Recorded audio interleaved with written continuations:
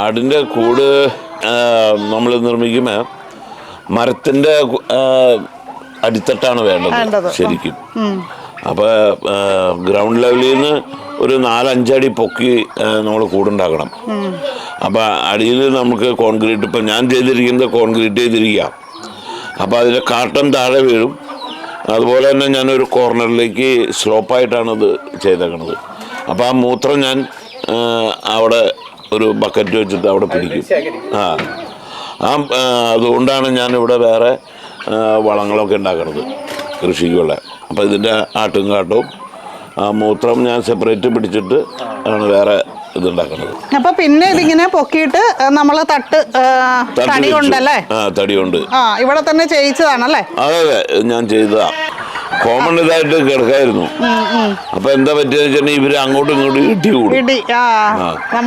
കെട്ടിയിട്ട് കഴിഞ്ഞാലും ഇടി കൂടും.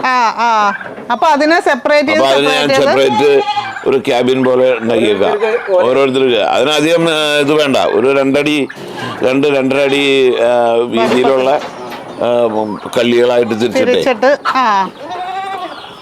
അപ്പൊ അവര് ഇടി കൂടുകയൊന്നും ചെയ്യില്ല, ഭംഗിയായിട്ട്. പിന്നെ നമ്മൾ ഇവർക്ക് എത്ര പ്രാവശ്യമാണ് ഒരു ദിവസം തീറ്റി കൊടുക്കുന്നത്?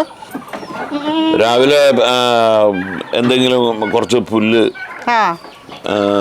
ഒക്കെ ഇട്ട് കൊടുക്കും. ആടിൻ്റെ തിരിയുണ്ട്, ആടിൻ്റെ കടയിൽ നിന്ന് മേടിക്കുന്ന തിരി, പിന്നെ തേങ്ങാപ്പിണ്ണാക്ക്, പിന്നെ കപ്പലണ്ടി കൊപ്ര, അത് എല്ലാതും കൂടി മിക്സ് ചെയ്തിട്ട് മറ്റേ സോയാബീൻ ഹൽക്കുണ്ട്, സോയാബീൻ്റെ തൊണ്ട്, അതും കൂടി മിക്സ് ചെയ്തിട്ടാണ് ഞാൻ കൊടുക്കുക. പിന്നെ തവിട്, ഇത്രയും കാര്യങ്ങളൊക്കെയാണ് കൊടുക്കുന്നത്. സെപ്പറേറ്റ് വൈകിട്ട് ഒരു റൗണ്ട് വെള്ളം കൊടുക്കും. ചിലത് കുടിക്കും, ചില കുടിക്കില്ല.